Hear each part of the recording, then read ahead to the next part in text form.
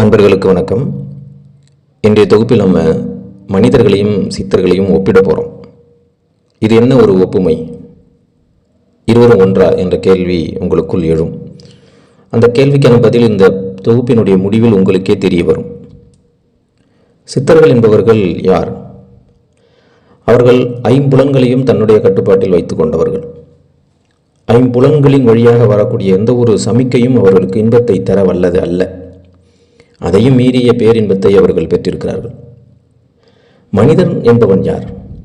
மனிதன் என்பவன் ஐம்புலன்களை கட்டுப்படுத்த முடியாமல் திணறிக் கொண்டிருப்பவன். ஐம்புலன்கள் போகக்கூடிய வழியில் செல்லக்கூடியவன்.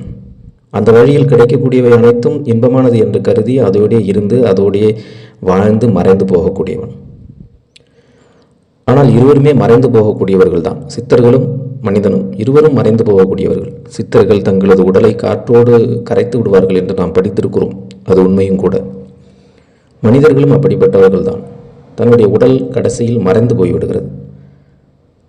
இந்த உலகம் தோன்றிய காலத்திற்கு நாம் சென்று வருவோம். அங்கே இருவர் தோன்றியிருப்பார்கள், ஒரு ஆண் ஒரு பெண். அவர்களில் ஒருவர் மரணித்திருந்தால் மற்றொருவர் என்ன நினைத்திருப்பார்? இவர் மரணித்து விட்டார் என்பதே அவருக்கு தெரிந்திருக்காது. இவர் எப்படியேனும் மீண்டு வருவார் என்று அந்த உடலை வைத்துக்கொண்டு காத்து கொண்டிருந்திருப்பார். 2 நாட்கள் காத்து கொண்ட பிறகு நாற்றம் எடுக்க ஆரம்பித்து உடல் சிதைந்து போயிருக்கும். 10 நாட்களுக்கு பிறகு அந்த உடல் மறைந்து போய்விடும். எனவே மனிதனும் மறைந்துதான் போகிறான். எப்படி சித்தர்கள் மறைந்து போகிறார்களோ அப்படித்தான் மனிதனும் மறைந்து போகிறான். மனிதன் மறைவும் சித்தர் மறைவும் ஒன்றா என்றால், சித்தர்கள் தங்களுடைய ஐம்புலன்களை கட்டுப்பாட்டில் வைத்துக்கொண்டு ஒழுக்க நெறியை பின்பற்றி இறைவன்பால் அன்பு செலுத்தி புண்ணிய காரியங்களை செய்து உலகுக்கு பல தொண்டுகளை செய்து வாழ்ந்து மறைந்து சென்றவர்கள். ஆனால் மனிதன் மறைவில் மட்டும் ஒத்துப்போகிறான். மற்ற விஷயங்களில் சித்தர்கள் இருந்து முற்றிலும் வேறுபட்டு வாழ்கிறான். ஐம்புலன்களை தன்னுடைய கட்டுப்பாட்டில் இல்லாமல் அவிழ்த்து விடுகிறான். அவை எங்கெங்கெல்லாம் செல்லுகிறதோ, எங்கெங்கெல்லாம் சென்று செய்திகளை அழைத்து வந்து அவனுக்கு இன்பம் கொடுக்கிறதோ அந்த இன்பத்தை திளைக்கிறான். அவனுக்கு எதில் இந்த ஐம்புலன்களில் இன்பம் அதிகம் தேவைப்படுகிறதோ அந்த இன்பத்தில் அவன் மூழ்கி விடுகிறான். அதனால் சொத்தை இழக்கிறான், அதனால் உறவுகளை இழக்கிறான், அதனால் தன்னுடைய புகழை இழக்கிறான். இந்த பூமியில் அவன் வந்து பிறந்ததற்கான காரண காரியத்தை இழக்கிறான். அனைத்தையும் இழந்து அந்த இன்பத்தில் திளைத்து எப்படி ஒரு தேனில் மாட்டிக்கொண்ட எறும்பு இறந்து போகிறதோ அதே போன்று அவனும் அந்த இன்பத்தில் இருந்தே இறந்து போகிறான், மறைந்து போகிறான். அவன் சித்தனுக்கு ஒப்பானவனா? மனிதனின் சித்தர் என்று அறியாமலே சித்தர் வாழ்க்கையை வாழ்ந்து மறைந்து போகக்கூடியவர்களும் இருக்கிறார்கள்.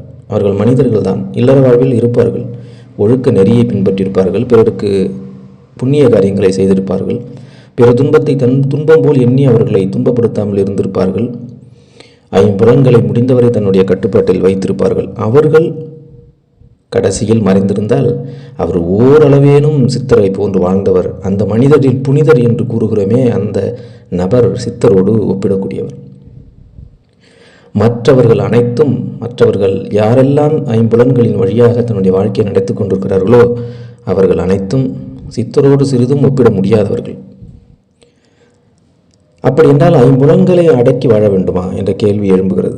ஐம்புலன்களை அடக்கி வாழ்வதில் ஒருவரிடம் சென்று நீங்கள் இன்னும் 10 வருடத்தில் இறந்து விடுவீர்கள், ஆனால் நீங்கள் இறக்காமல் இருக்க நான் வழி கூறுகிறேன் என்று மருத்துவர் கூறினார். அது என்ன வழி என்று அவர் கேட்கிறார். அதற்கு மருத்துவர் கூறுகிறார், நீங்கள் இதை சாப்பிடாதீர்கள், அதை சாப்பிடாதீர்கள், கொஞ்ச தூரம் மேய்ந்து நடக்காதீர்கள், பிறரிடம் அதிகமாக பேசாதீர்கள், சிரிக்காதீர்கள், எதையும் செய்யாதீர்கள் என்று அவர் கூறுகிறார். இப்படி இருந்தால் நீங்கள் இன்னும் 10 வருடங்கள் நீரோடி வாழ முடியும் என்று கூறுகிறார். அப்படி என்றால் அவர் என்ன கூறுகிறார் என்றால், ஐம்புலன்களையும் கட்டுப்படுத்தி அமைதியாக இருங்கள் என்று கூறுகிறார். சித்தர் வாழ்க்கையை மேற்கொள்ளுங்கள் என்று கூறுகிறார். தவ வாழ்க்கையை மேற்கொள்ளுங்கள் என்று கூறுகிறார். இன்னும் 10 வருடங்கள் நீங்கள் வாழலாம் என்றும் இதை நீங்கள் செய்யுங்கள் என்பது அந்த நபர் கூறுகிறார். இதையெல்லாம் இப்படியெல்லாம் இருந்து நான் ஏன் 10 ஆண்டுகள் வாழ வேண்டும்? நான் வாழ்வதே இதெல்லாம் செய்வதற்காகத்தான். நீங்கள் எதையெல்லாம் என்னை செய்யக்கூடாது என்கிறீர்களோ அதையெல்லாம் செய்ய வேண்டும் என்பதற்காகத்தான் வாழ்கிறேனே, அதை செய்யாமல் வாழ்ந்து நான் என்ன செய்கிறது? அதுக்கு நான் இறந்தே போவேன் என்று கூறுகிறார். அந்த அளவிற்கு ஐம்புலன்களுடைய இன்பம் அவனை வாட்டி வதைக்கிறது. ஐம்புலன்களுடைய இன்பம் அதுவே அவனுக்கு சொர்க்கம். பேரின்பம் ஒன்று இருக்கிறது என்று அவனிடம் கூறினால் இதைவிட பேரின்பம் எதுவும் இல்லை, அப்படி பேரின்பம் இருக்கிறது என்று கூறினால் அது முட்டாள்தனம் என்கிறான். ஏனெனில் பேரின்பத்தை அனுபவிக்காதவன் அவன். சொல்லக்கூடிய நானும் பேரின்பத்தை என்ன என்று நினைத்து பார்க்க முடியாதவன். ஏனெனில் அனுபவித்தவனுக்கு மட்டுமே தெரியும் பேரின்பம் எப்படிப்பட்டது என்று. சித்தர்கள் கூறுவதை நாம் படித்திருக்கிறோம். அவர்கள் பெற்றிருக்க இன்பத்தை நாம் பெற முடியாது.